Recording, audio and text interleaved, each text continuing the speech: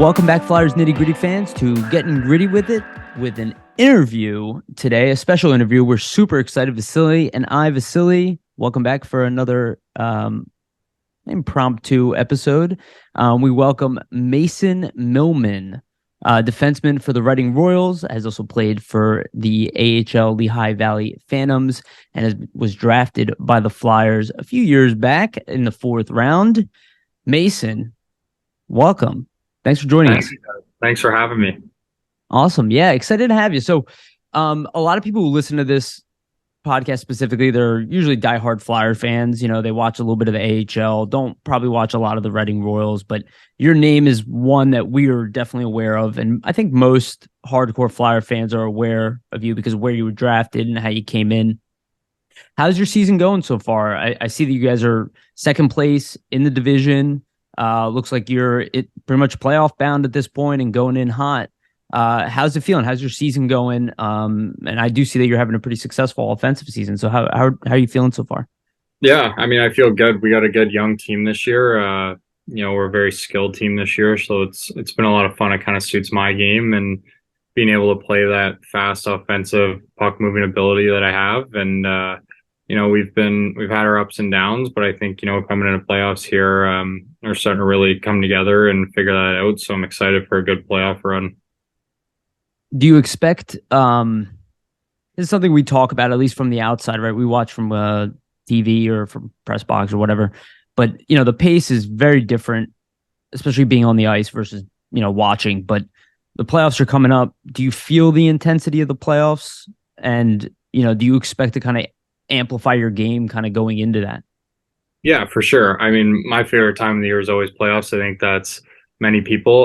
The regular season's always fun, but when you kind of have that extra thing to play for in the playoffs and the do or die scenarios, everyone kind of elevates their game, and that's something that I'm looking to do myself and just keep improving in that. But no, I'm really excited for the playoffs and to see what our team can do. Like I said, we're a young team, so I think we can kind of do some damage in the playoffs for sure.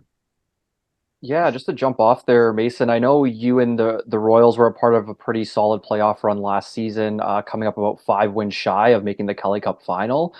So I'm just wondering, does that come, and motivate you and the team further just because you lost to Newfoundland in Game 7 there? Like, is the team kind of looking to rebound from that and just kind of redeem themselves after something like that? Yeah, for sure. I think, we've been a top competitive team the last 2 years, and Newfoundland's kind of always been that powerhouse team. So I think for us, at least a couple of the guys who returned from last year still have a bit of a sour taste from that series. So we always have good battles with them, and we hope to get past the first round and go back to them and try and beat them this year. Nice. And just to jump off as well, kind of switching gears a bit. Obviously, you have been in pro hockey for a few years now, but I'm just wondering that transition for you from junior to pro, how has it been so far? And, do you think that your game is developing and has been strengthened since jumping to the pro level? Yeah, for sure. Kind of getting that chance when the whole COVID thing happened with junior and stuff coming in at 19. It was a big jump. I mean, not many guys do it at 20, not many guys do it in general. So, having that chance to kind of come in early and be around all those guys every day and just seeing what pro hockey is really like was a really big thing for me, I think. To help me mature my game and help me mature off the ice and just kind of seeing what it takes to be a pro day in, day out every day. But no, like as far as on the ice, I mean, I think everyone knows for me, I'm a big, tall, skinny kid. So getting bigger, getting stronger is such a big thing for me in my game. And being able to play against, all these older men at a young age, like it was forcing me to do it and showing me how much bigger and how much stronger I really need to be. Because I feel at times in junior, when you're 18 years old, you can get away with it against a 20-year-old. But when you're 19 or 20 years old, like now, and you're playing against a 35-year-old, there's a big difference in strength and capabilities there, right? So I think that was probably the biggest thing for me, just taking that extra step in my defensive game. Playing against those guys every night and battling with full-grown men who are bigger than I am. Absolutely. I want to ask you a follow-up on that one because I was really curious about your journey to pros. in no way when you were drafted and, our perspective of you from far away, we saw pro upside immediately. But I was surprised on how quickly they brought you over. Obviously, COVID was a crazy time here, and a lot of unusual development process. Let's put it that way. But I was a little surprised. I mean, you had a great season with the Saginaw Spirit. It looks like your second full year, right? You had 13 goals, 31 assists. It's really good. I totally understand why they'd be excited and want to get you over. But how did that happen? How did that conversation kind of start that, kind of had you skip the line a little bit? Because I don't think that it's that normal to see, like, typically you would see that player go back again and they'd ask you to do it again, right? Wait for you to physically mature a little bit more. So I'm curious as how that formulated. Yeah, I think it was the same for the three of us, right? Me, Forster, and Wisdom. True. All three of us were in the OHL, and when the whole COVID thing happened, I know like the WHL kept playing, the QMJHL kept playing, and the OHL was the only one that didn't have a season. So at the start of the year, like the three of us kind of didn't really have anything to do, and so we're sitting there and we're being told to wait and wait and wait to see if our season starts. So finally, like Chuck and Brent Flair called the three of us and just said, hey, like you guys are going to come down to Lehigh and just, you're going to skate and you're going to train and stuff like that, and just wait to see what your season is doing. That way, at least you guys are doing something. We all said, great, that's a great opportunity. We can go in there, skate there, just kind of watch around. Then slowly, like as more news came out about the OHL, that's when Scott Gordon was the head coach, and he sat the younger guys down and said, look, like you guys might be playing in games here. Like I need you guys to prepare for this and stuff. And ended up the OHL canceled their season, and they gave all the OHL guys who were signed to contracts the opportunity to play pro a year early. So three of us stayed there the whole year. And I mean, I always joke about it with my family just because it was kind of the unknown. Like we were just going there to train for a month or so until the season started, or so-called was going to start, and then ended up being there for 5 months and playing that whole COVID year there. Yeah. So, and that's awesome. That's actually such cool insight. How come you stayed and the other two went back? Was that a personal decision or? No, I think it's a management decision. Like I said, I think in my game, it's the same thing. Like I just said, like for me, it was I got to get bigger, I got to get stronger, I got to play against tougher opponents. So I think for myself in that aspect, I think pro was probably a decision that they wanted to see. Whereas, I mean, you see guys like Tice and stuff like that. Like he's a big boy. He's 6'3", 220 at the age of 18. I mean, Yeah.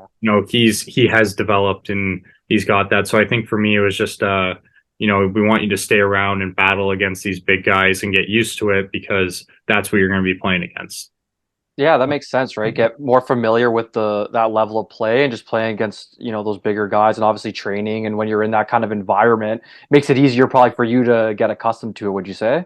Yeah, for sure. I mean, like even stuff that you forget about, right? Like when you're here and you're in practice, you might not play every game, but in practice you're battling against guys like Wilson and stuff like that, right? Like he pushes you to the limit every day, and when you're battling against someone like him, it's a lot better for you than battling against someone your own size. So no, that makes sense. And I was wondering, you did have a pretty serious injury last season with that knee injury there. Obviously, I mean, you're back now having a great season with Reading, but what was the recovery process like there for you? And do you feel like your game is back to a similar level that it was pre-injury? yeah, I do. That was pretty unfortunate. I think it was the first or second game of the year I broke my knee cap. So that was pretty disheartening right off the start of the year.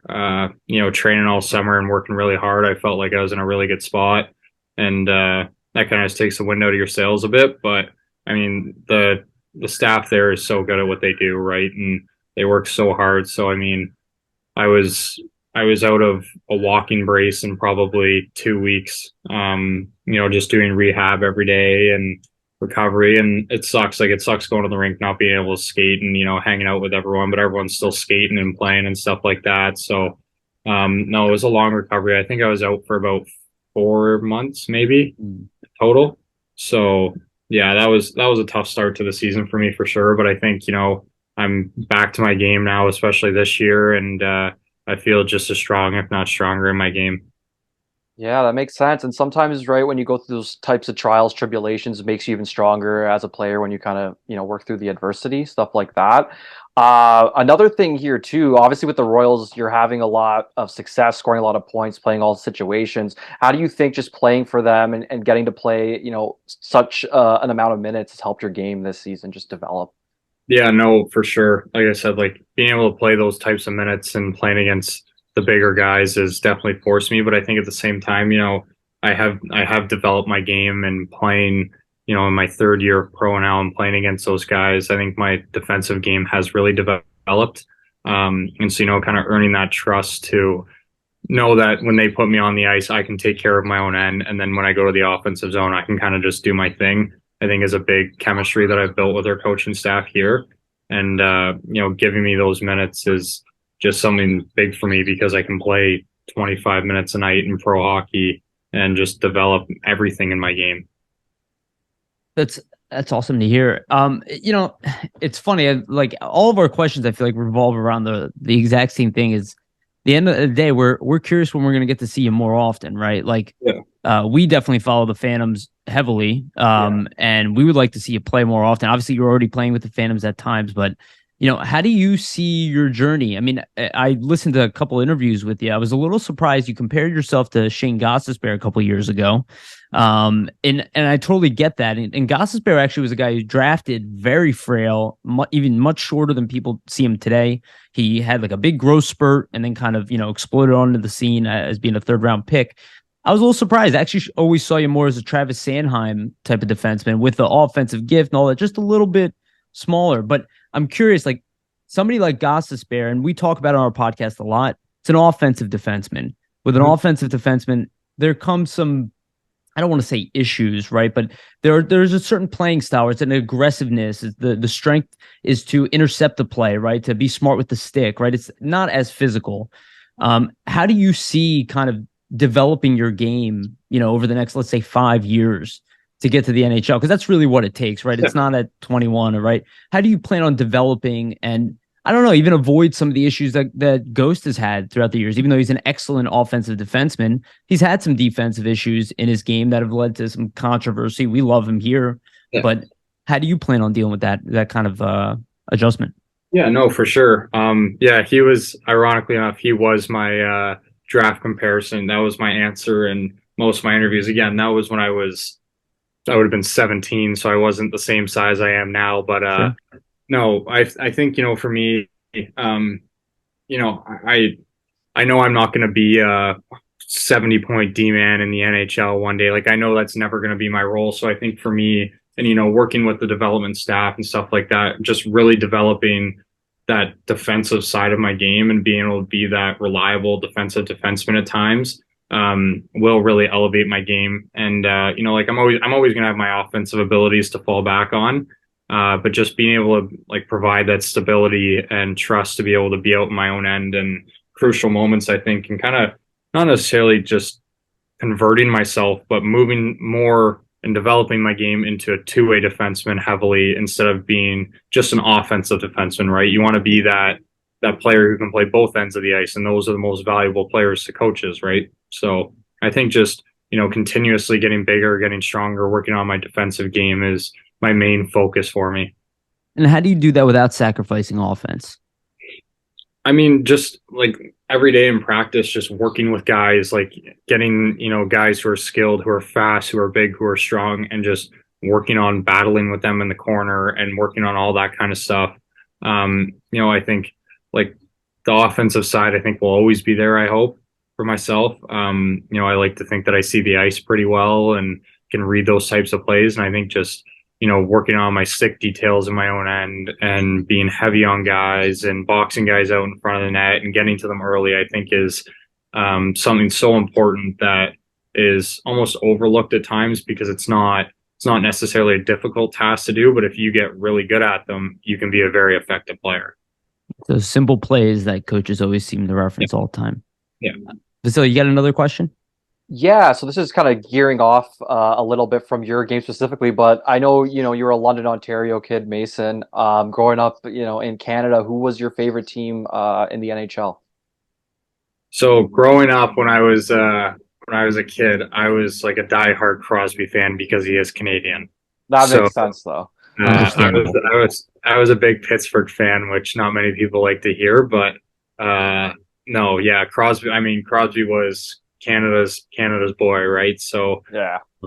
like I remember, I think I was like the Sochi Olympics. I was probably still in elementary school watching that game, staying up late, watching him score the overtime winner. So, no, he was always my favorite player that I looked up to. Even as a D man, I still loved him. So I was a Pens fan growing up, unfortunately. That makes sense, though. I mean, how can you not be inspired, right, by such a great player and obviously one of the best players ever? As somebody myself who's from Toronto and Canadian, I understand. I understand the opinion. Just outside of hockey, though, would you say like when you're doing hobbies, stuff like that, like what's your favorite thing or one of your favorite things to do outside of the game? I mean, I love golfing. I'm still trying to Nice. get better at it. I golf a ton in the summers. Outside of training, there's not much to do. I think it's a pretty good way to kill a day. Just go in, train, get out, go hang out with your buddies on a golf course for the day, and then just relax at night. So, I mean, I don't do a whole lot, but no, I think golf's probably really up there. Yeah, same. Sounds like a hockey player. Same Yeah. here. I mean, golf's always fun to go out there and hit a few. Just got to try to make sure you don't shank some into the trees a little bit, but right, work on the little swings. You excited for the Masters as a big golf guy this weekend? Yeah. I was watching some of it today. We got our teams and our pools going. So, Okay, who's your pick for the weekend? so we got fifth pick and we took Spieth. So we're hoping he does well. The other guys on my team aren't doing too well right now, but hopefully they turn it around. Spieth usually puts a good performance out, so hopefully you get some wins in there. I know. I'm hoping. So let's wrap it up with this last question. I think this is appropriate because the Flyers' entire season, I don't know how much you've gotten to follow the Flyers, closely, but the entire season, and you've probably felt this, is John Tortorella. I mean, the man has taken over Flyers hockey, at least media-wise. He set the tone for this team. But my question to you is, what's a great coach in your mind? And, do you see that exhibited, and you don't have to mention Tortorella, is that something, like how do you define a great coach and what have you seen that kind of motivates you personally? Like, I guess a leadership style, a locker room style.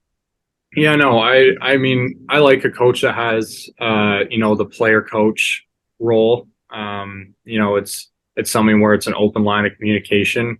The one thing that I really like about Torts, and he even said it from day one, and I know he keeps preaching it, but I like a coach that's very honest. Everyone's an adult in the pro hockey world. So, if I do something wrong or I mess up in a certain scenario, I like a coach that'll come to me and say, hey, you did this wrong. This is why this is happening. This is it. Instead of having a coach who just might not, tell you, and then you got to try and figure it out yourself. So I call it a straight shooter. I like straight shooter coaches. That's just kind of my style. And I like that open communication role where, you can have conversations with your head coach or your assistant coach, right? And it's not something where it's like, oh, like, well, why are they talking kind of thing, right? So that would probably be my ideal coach for myself.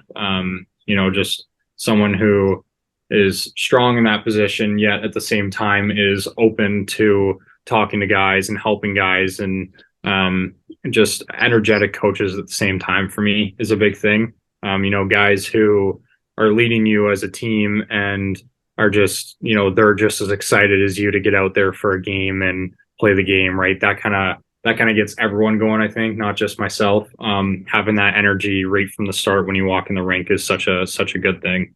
Yeah, and I think from your Love that. perspective, right, Mason, you would probably rather have a guy and a coach act in that way because you know where you stand. Let's say, Exactly. like, if you're making mistakes or anything like that, right? Yeah, exactly. Like, yeah, just it's so great when, or not necessarily great, but when you make a mistake and you have a coach that comes to you and says, hey, like, you messed up here, you need to do this, or like, you got to try this kind of thing. That just helps you because, even you could be in a spot where you think you're doing the right thing, but you don't know. And then, your ice time starts getting cut and cut and cut, and you're just sitting there and you're like, I don't know what I'm doing wrong. So, Right. I like that aspect for sure. Yeah, You get that uncertainty removed. Sorry. Yeah, you authentically know that they're trying to solve the problem, right? And they're trying to help you at the same time, right? Like it says like they're coming to help me and they want to help me. So I like that. I love that. Great answer. All right, let's wrap it up here. Mason, thank you so much for joining Vasili and I. Again, to everybody listening, please like, subscribe, share, do the whole thing. We love you very much. And again, Mason, thank you so much for joining us. Thank you guys for having me. All right. Take care, everybody.